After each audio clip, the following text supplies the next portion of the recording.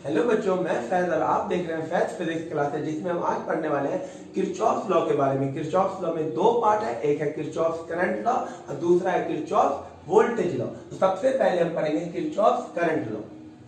Kirchhoff's current law होता क्या है? किरचॉफ्स करंट लॉ बोलता है किसी भी जंक्शन पर जो टोटल इनकमिंग करंट होता है वो टोटल आउटगोइंग करंट के इक्वल होता है। ये जंक्शन क्या होता है? जहां पर बहुत सारे ब्रांचेस आकर मिलते हैं उसे बोलते हैं जंक्शन। ये जंक्शन हो गया, ये जंक्शन हुआ। किसी भी इलेक्ट्रॉनिक सर्किट के जंक्शन पे जितना करंट आएगा उतना ही करंट वापस जाएगा, इसी को बोलते हैं Kirchhoff current law. Total incoming current at any junction is equal to total outgoing current. जैसे कोई जंक्शन है, इस पे जितना करंट इनकमिंग होगा उतना ही करंट क्या होगा? आउटगोइंग। अगर यहाँ पे करंट I1 आ रहा है, ये I2 है और ये I3 है और ये I4 है, या इसको इधर ले लेते हैं, ये I4 और ये है I5। तो इस जंक्शन पे जो इनकमिंग करंट है वो कौन कौन है? ये तीनों इनकमिंग करंट है। तो total incoming current I1 plus I2 plus I3, total incoming current किसके इक्वल हो जाएगा? Total outgoing current. कौन कौन सी जंक्शन पे जा रहा है? तो ये जा रहा है I4 जा रहा है आउट और ये भी वापस जा रहा है। तो total incoming current is equal to total outgoing current at any junction of loop. इसे बोलते हैं किरचॉफ्स करंट लॉ। यानी जैसे यहाँ पर ये जंक्शन है, इसमें इधर से करंट आ रहा है I2, इधर से करंट आ रहा है I1। तो इनकमिंग करंट, ये दोनों इनकमिंग करंट है, तो आउटगोइंग करंट क्या हो जाएगा? I1 plus I2। जितना आया है उतना ही उस जंक्शन पे वापस जाएगा। तो आ कौन कौन रहा है? I1 भी आ रहा है, I2 भी आ रहा है, तो निकलेगा कितना? I1 plus I2। Total incoming current at any junction is always equal to total outgoing current. इसी को हम बोलते हैं Kirchhoff's current law. Kirchhoff current law basically इसका जो फंडामेंटल प्रिंसिपल होता है वो कंजर्वेशन ऑफ चार्ज होता है। यानी किसी जंक्शन पे जितना चार्ज आएगा उतना ही चार्ज यहां से निकल जाएगा। ये जो किरचॉफ करंट लॉ इसका फंडामेंटल प्रिंसिपल एक नंबर में कभी कभी पूछ दिया जाता है, तो आपको बताना है किरचॉफ करंट लॉ का जो फंडामेंटल प्रिंसिपल है वो है कंजर्वेशन ऑफ चार्ज। यानी चार्ज को ना तो क्रिएट किया जाएगा ना तो डिस्ट्रॉय। जितना चार्ज जंक्शन पे आएगा उतना ही चार्ज जंक्शन से निकल जाएगा। ना तो कहीं थोड़ा सा भी चार्ज खत्म होगा, ना ही थोड़ा सा भी चार्ज क्रिएट होगा। जितना चार्ज जंक्शन पाएगा उतना ही चार्ज जंक्शन से निकल जाएगा। इसीलिए किरचॉफ्स लॉ का फंडामेंटल प्रिंसिपल क्या होता है? Conservation of charge. अब किरचॉफ्स लॉ पे दो तीन छोटे छोटे क्वेश्चन लेके इसको और अच्छे से समझते हैं किरचॉफ्स करंट लॉ को। देखिए हमारे पास किरचॉफ्स करंट लॉ पे दो छोटे छोटे क्वेश्चन है, इसमें हमें I की वैल्यू बतानी है। तो हम बिल्कुल आसान सा कॉन्सेप्ट लगा देंगे, total incoming current is equal to total outgoing current at any junction. ये तो जंक्शन है, तो इस पर हमें देखना कौन कौन करंट आ रहा है। I incoming is equal to क्या हो जाएगा? I outgoing. तो देखो इस जंक्शन पे कौन कौन सा करंट आ रहा है। तो इस जंक्शन पे ये 5 एम्पियर आ रहा है तो 5 प्लस ये 6 एम्पियर आ रहा है तो 6, और कोई आ रहा है नहीं, अब सिर्फ ये दो ही करंट आ रहा है। अब आउटगोइंग करंट देखो, इसमें से कौन कौन जंक्शन, इस जंक्शन में कौन सा करंट निकल रहा है? एक 1 एम्पियर का निकल रहा है, ये 2 एम्पियर वाला भी आउटगोइंग है और ये I भी आउटगोइंग है। तो यहां से आपके I की वैल्यू आ जाएगी 11 इज इक्वल टू 3 प्लस में I, तो I की वैल्यू कितनी हो जाएगी? 8 एम्पियर। तो इस तरह से हम क्वेश्चन कर सकते हैं KCL पे। इस क्वेश्चन पे आ जाते हैं, इसमें भी I की वैल्यू हमें निकालनी है। ये 2 एम्पियर, ये 2 एम्पियर, यहाँ पे जंक्शन आ गया तो जितना आ रहा है उतना ही निकलेगा। तो 2 एम्पियर आया तो 4 एम्पियर, तो इसमें कितना आ जाएगा? 4 एम्पियर। 2 plus 2 4 ampere. तो यहाँ पे 4 एम्पियर आया। अब यहाँ पे दो रास्ते मिल गए इसको, यहाँ पर भी बटेगा, यहाँ चला गया 1 एम्पियर, तो इसमें कितना आना पड़ेगा? इसमें 4 आ रहा है तो 1 एम्पियर इधर चला गया तो इसमें आना पड़ेगा इसको 3 ampere. Total incoming is equal to total out. आ रहा है 4 तो जाएगा भी 4, तो 1 इधर गया तो 3 इधर जाना पड़ेगा। अब 3 एम्पियर इधर से आ रहा है तो आ रहा है 3 तो जाएगा भी कितना? 3, तो इसमें चला गया कितना है? 1.3, तो इसको यहाँ पे कितना आ जाएगा? यानी कि इनकमिंग कितना है? I इनकमिंग है 3 और I आउटगोइंग कितना हो गया? आउटगोइंग, ये दोनों आउटगोइंग है 1.3 प्लस में I, तो I की वैल्यू कितनी हो जाएगी? 3 माइनस 1.3, तो I की वैल्यू हो जाएगी 1.7 एम्पियर। अब देखिए बच्चों, अब हम पढ़ने जा रहे हैं किरचॉफ्स वोल्टेज लॉ, केवीएल, या इसको एक और नाम से जाना जाता है किरचॉफ्स लूप लॉ। ये लूप पे अप्लाई होता है। किरचॉफ्स करंट लॉ जंक्शन पे अप्लाई होता है, इसलिए इसको जंक्शन लॉ भी बोलते हैं। और किरचॉफ्स वोल्टेज लॉ लूप में अप्लाई होता है, इसलिए इसको किरचॉफ्स वोल्टेज लॉ या फिर किरचॉफ्स लूप लॉ बोलते हैं। ये क्या होता है? किरचॉफ्स वोल्टेज लॉ ये बोलता है किसी भी क्लोज लूप में टोटल ईएमएफ का जो सम होगा, यानी जो बैटरी के ऊपर जो पोटेंशियल डिफरेंस लिखा होता है ईएमएफ, टोटल ईएमएफ का सम किसके इक्वल होगा? Total potential difference across resistor. Resistor के अक्रॉस जो पोटेंशियल डिफरेंस है I into R, V is equal to I R. Resistor के अक्रॉस जो पोटेंशियल डिफरेंस होता है उसका सम और ईएमएफ का सम दोनों क्या होगा? इक्वल होगा इन एनी क्लोज लूप। इसी को हम बोलते हैं किरचॉफ्स वोल्टेज लॉ या फिर किरचॉफ्स लूप लॉ। अभी इसमें हमें अप्लाई करके दिखाऊंगा किरचॉफ्स लॉ कैसे लगाते हैं। सबसे मेन है किरचॉफ्स लॉ को अप्लाई करना, तो उसके लिए पहले बेटा हम साइन कन्वेंशन समझेंगे, फिर मैं आपको सीधे दिखाऊंगा अप्लाई करके। दो क्वेश्चन में Kirchhoff's current law, Kirchhoff's voltage law को अप्लाई करके दिखाऊंगा और ये किरचॉफ्स वोल्टेज लॉ एकदम आसानी से आपका क्लियर होगा। तो फिर से समझ लेते हैं किरचॉफ्स वोल्टेज लॉ क्या बोलता है? टोटल ईएमएफ का सम इसके इक्वल होता है total potential difference across resistor in any close loop. इसके लिए आपको साइन कन्वेंशन बहुत अच्छे से आना चाहिए। अगर साइन कन्वेंशन आ गया तो आप किरचॉफ्स वोल्टेज आसानी से किसी भी लूप में अप्लाई कर सकते हो, कितना भी कॉम्प्लिकेटेड सर्किट हो। देखिए साइन कन्वेंशन क्या याद रखना है, जो आप लूप बनाएंगे, अब इसमें ना जब लूप लगा हुआ है एक लूप बनाना होगा इस तरह से, चाहे एंटी क्लॉकवाइज चाहे क्लॉकवाइज, ऐसा करके लूप आपको बनाना होगा केवीएल अप्लाई करने के लिए। तो जब लूप हम बनाएंगे तो इसमें दो बात का ध्यान रखेंगे। जब करंट, अगर आपका लूप करंट के डायरेक्शन में होगा, अगर लूप करंट के डायरेक्शन में होगा, लूप अगर करंट के डायरेक्शन में होगा तो जो आप रजिस्टर के अक्रॉस पोटेंशियल डिफरेंस लेना वो लेना प्लस का आई आर। और अगर लूप करंट के अपोजिट डायरेक्शन में जा रहा है, इस तरह से जा रहा है, करंट के अपोजिट डायरेक्शन में अगर आपका लूप जा रहा है, करंट इधर आ रहा है, लूप आपका ऐसे चल रहा है, करंट के अपोजिट डायरेक्शन अगर आपका लूप जा रहा है तो आप जो रजिस्टर के अक्रॉस पोटेंशियल डिफरेंस लोगे वो लोगे माइनस का आई इंटू आर। ये एक बात याद रखना है। और सेल के केस में आपको याद क्या रखना है कि अगर लूप नेगेटिव टर्मिनल से एंटर हो रहा है, अगर लूप नेगेटिव टर्मिनल से, बैटरी के नेगेटिव टर्मिनल से एंटर हो रहा है तो आपको लेना प्लस का ईएमएफ, और अगर लूप बैटरी के पॉजिटिव टर्मिनल से एंटर हो रहा है तो आपको ईएमएफ क्या लेना है? माइनस का। ये दो साइन कन्वेंशन आपको याद रखना है। करंट के डायरेक्शन में प्लस का आई आर, करंट के अपोजिट डायरेक्शन में माइनस का आई आर, नेगेटिव से पॉजिटिव टर्मिनल जाएगा लूप तो प्लस का ईएमएफ, और पॉजिटिव टू नेगेटिव टर्मिनल जाएगा अगर से लूप तो आपको क्या लेना? माइनस का ईएमएफ। इस साइन कन्वेंशन को याद रखना है। अब मैं इसी को अप्लाई करके दिखाता हूं इस लूप में। देखिए अब मैं इस लूप में केवीएल अप्लाई करके दिखाता हूं तो केवीएल और अच्छे से क्लियर हो जाएगा। इस लूप में हम केवीएल अप्लाई करते हैं। इस लूप में total EMF is equal to total IR, total potential difference across resistor. तो सबसे पहला काम होगा करंट को डिस्ट्रीब्यूट करना।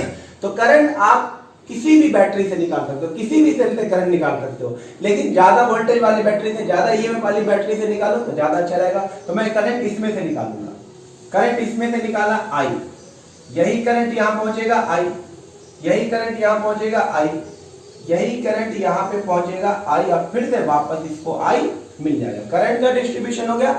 दूसरा स्टेप आप लूप बनाना। लूप चाहे एंटी क्लॉकवाइज बनाओ चाहे क्लॉकवाइज, कोई फर्क नहीं पड़ता, आपकी मर्जी है, क्योंकि साइन कन्वेंशन अप्लाई करना कैसे भी अप्लाई कर सकते हैं, चाहे क्लॉकवाइज लगाओ लूप चाहे एंटी क्लॉक। लेकिन मैं क्या करूंगा, करंट के डायरेक्शन में लूप को घुमाओ, ज्यादा अच्छा रहेगा। तो करंट के डायरेक्शन में लूप को घुमा दिया इस तरह से।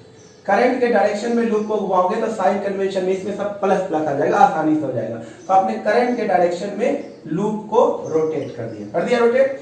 अब अप्लाई करते हैं केवीएल। तो केवीएल क्या बोलता है? Total EMF of cell. तो देखो कितना सेल है इसमें? दो सेल है, एक यहां रहा और एक ये। अब किसको प्लस लेना किसको माइनस, उस कन्वेंशन से ध्यान से देखो।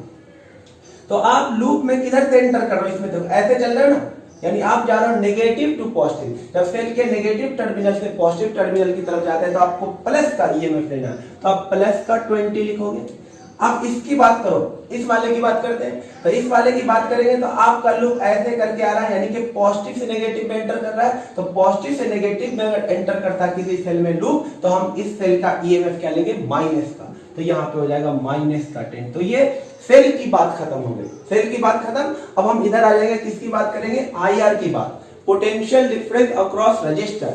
करंट के डायरेक्शन में अगर लूप होगा तो प्लस का आईआर, और करंट के अपोजिट डायरेक्शन में होगा तो माइनस का आईआर। आप गौर से देखें, आपका लूप ऐसे चल रहा, करंट भी इसी तरफ है, तो सारे केस में लूप करंट के डायरेक्शन में ही जा रहा है। देखिए इसमें भी करंट के डायरेक्शन में, इसमें भी करंट के डायरेक्शन में, इसमें भी करंट के डायरेक्शन में, और इसमें भी करंट के डायरेक्शन में ही लूप घूम रहा है। तो इसमें सब केस में प्लस का आईआर ही होगा। तो इसके लिए क्या हो जाएगा, प्लस का 12i, i इंटू आर। इस केस में क्या हो जाएगा, प्लस का 5i। इसमें भी क्या हो जाएगा, प्लस का I R, i into R, 5 into I. और इस केस में भी क्या हो जाएगा, प्लस का आई आर, यानी कि 8 इंटू आई। तो ये कितना हो जाएगा, 10, और ये कितना हो जाएगा, 30 आई। तो आई की वैल्यू कितनी आ जाएगी, 1/3 एम्पियर। तो इस तरह से आप केवीएल लगा सकते हैं किसी भी क्लोज लूप में। एक देखिए बच्चों, अब इस क्वेश्चन में हम क्या करते हैं, केवीएल अप्लाई करते हैं। तो इसमें दो लूप लेते हैं, ये और ये वाले लूप को लेते हैं। देखो क्या पूछा, find current in each branch. सारे ब्रांच में आपको करंट निकालना है। इस ब्रांच में क्या करंट होगा, इस ब्रांच में क्या करंट होगा, और इस ब्रांच में क्या करंट होगा। आपको तीनों ब्रांच में क्या निकालना है, करंट। तो सबसे पहला स्टेप होगा केवीएल अप्लाई करने का, करंट का डिस्ट्रीब्यूशन। तो आप देखो यहाँ पे कई सारा बैटरी सेल है, ये भी है, ये भी। तो आप तो चाहे एक ही सेल से करंट निकाल दो फिर डिस्ट्रीब्यूट कर दो, या चाहे दो सेल से करंट डिस्ट्रीब्यूट कर दो, आपकी मर्जी है। तो देखो मैं क्या करूंगा, इसमें से करंट ले लूंगा I1, इसमें से करंट लिया I1, यहां से I1 आएगा, I1 आएगा, यहां तक I1 आ गया, और इधर से भी भेज देता है करंट I2। आप ऐसा भी कर, सिर्फ I1 लेकर इसी को डिस्ट्रीब्यूट कर सकते हो, लेकिन इससे और आसान हो जाएगा। यहां से करंट I2 लिया, यहां तक पहुंचा I2, अब इधर से आ रहा है I1 और इधर से आ रहा है I2। तो किरचॉफ्स करंट लॉ के according total incoming current is equal to total outgoing current. तो ये दोनों इनकमिंग है, तो आउटगोइंग कितना हो जाएगा, I1 प्लस I2। तो इस तरह से करने पे और आसान हो जाएगा। ये एक स्टेप हुआ, करंट का डिस्ट्रीब्यूशन हो गया। अब हमें क्या बनाना है, लूप बनाना है। तो लूप चाहे एंटी क्लॉकवाइज बनाओ चाहे क्लॉकवाइज, कोई फर्क नहीं पड़ता, लेकिन मैं क्या करूंगा, इसमें करंट के डायरेक्शन में लूप को बनाऊंगा। तो इस लूप में केवीएल अप्लाई करें, तो करंट के डायरेक्शन में लूप को रोटेट करता है, तो ऐसे करंट है, तो इसको लूप को हमने यू बना दिया, इस तरह से लूप को रोटेट कर दिया। आपकी मर्जी, आप किधर भी रोटेट कर सकते हो, लेकिन मैंने करंट के डायरेक्शन में रोटेट कर दिया। ये फर्स्ट लूप है, इसमें केवीएल अप्लाई करते हैं। तो apply KVL in loop 1। Loop 1 में केवीएल अप्लाई करते हैं, that is total EMF is equal to total potential difference across resistor in any close loop. चलो इसमें अप्लाई करते हैं। पहले सेल की बात कर लेते हैं। दो सेल दिख रहा है इस लूप में, इस लूप में एक सेल ये दिख रहा है और एक सेल ये दिख रहा है। तो किसको प्लस का ईएमएफ लेना, किसको माइनस, साइन कन्वेंशन के अकॉर्डिंग। तो आप गौर से देखो, आपका लूप ऐसे चल रहा है, यानी आप किधर से एंटर कर रहे हो, ये जो लूप है ये किधर जा रहा है, नेगेटिव टू पॉजिटिव। तो साइन कन्वेंशन के अकॉर्डिंग हम क्या लेंगे, प्लस का 15। और इसकी बात करें तो देखो लूप ऐसे करके आ रहा है, यानी किधर से एंटर कर रहा है, पॉजिटिव से नेगेटिव। कैसे एंटर कर रहा है, पॉजिटिव से नेगेटिव। तो सेल में अगर लूप पॉजिटिव से नेगेटिव आता है तो आप क्या लेते हैं, माइनस का। तो ये ईएमएफ का काम खत्म हो गया, दो ही सेल का। अब बात करते हैं रजिस्टर का। कितना रजिस्टर है इस लूप में, 1 और 2। देखिए इसमें करंट भी इधर है और लूप भी इधर ही जा रहा है, तो आप क्या लोगे, प्लस का 10 इंटू में I2।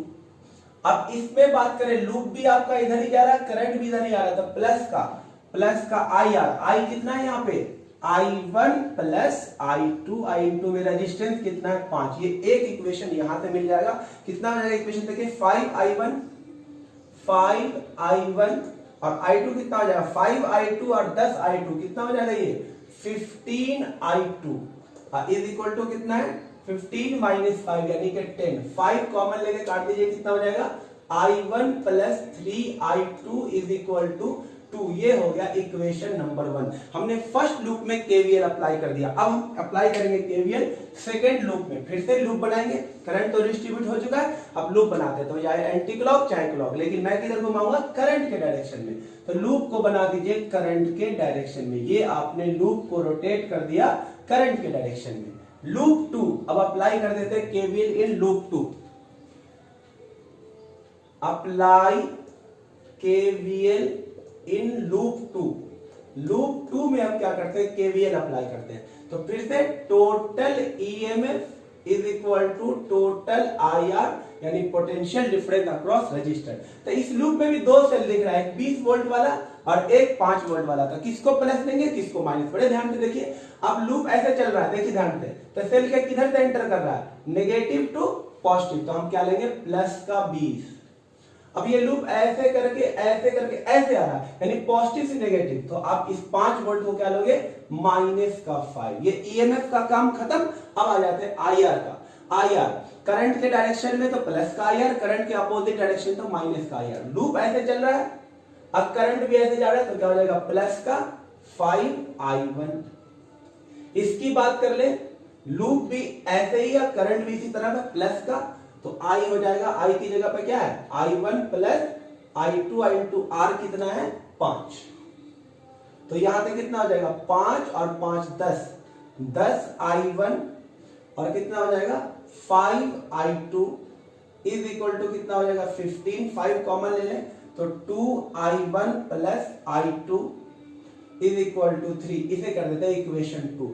अब इन दोनों को क्या कर देते हैं, एलिमिनेट करके i1 i2 की वैल्यू निकाल लेते हैं। तो इसको सेम बना लेते हैं, इसको 2 से मल्टीप्लाई करके क्या कर देते हैं, माइनस कर देते हैं। यानी इक्वेशन नंबर 1 को 2 से मल्टीप्लाई कर देते हैं। अब उसमें से क्या कर देते हैं, इक्वेशन नंबर 2 को माइनस कर देते हैं। तो करते हैं माइनस, देखिए क्या होगा, इसको 2 से मल्टीप्लाई करो 2i1, अब उसमें से 2i1 माइनस करो 0। तो 2 3 जा 6i2 और 6i2 में से i2 माइनस करो तो कितना आ जाएगा 5i2 इज इक्वल टू 2 2 जा 4 और 4 में से 3 को माइनस कीजिए तो कितना आ जाएगा 1। तो i2 की वैल्यू आ जाएगी 1/5 एम्पियर। i2 की वैल्यू आ गई 1/5 एम्पियर। अब इसे किसी भी इक्वेशन में डाल दो, इसी में डाल देते हैं तो इसका i1 आ जाएगा, फर्स्ट में डाल देते हैं तो i1 अब प्लस में 3i2, यानी इसको मल्टीप्लाई कर दो 3 से तो कितना हो जाएगा 3/5 इज इक्वल टू कितना है 2। तो i1 कितना आ जाएगा 2 माइनस 3/5। तो i1 की वैल्यू आ जाएगी 10 माइनस 7/5 एम्पियर। ये आ गया i1। अब हमें निकालना था करंट इन ईच ब्रांच। तो i1 इस ब्रांच का करंट है i1 जो कि कितना है 7/5 एम्पियर। इस ब्रांच का करंट है i2 जो कि कितना 1/5 एम्पियर। हाँ, इस ब्रांच में करंट कितना है, इस ब्रांच में करंट है i1 प्लस i2। तो इस ब्रांच में करंट कितना हो जाएगा i1 plus i2। i1 plus i2 कितना हो जाएगा 1/5 प्लस 7/5 कितना हो जाएगा 8/5 एम्पियर। तो इसमें इस ब्रांच में करंट है i1 जो कि कितना 7/5 एम्पियर। इस ब्रांच में करंट है i2 जो कि 1/5 एम्पियर। और इस ब्रांच में करंट कितना i1 प्लस i2 जो कि क्या 8/5 एम्पियर। तो इस तरह से बच्चों हम करते हैं किरचॉफ वोल्टेज लॉ को।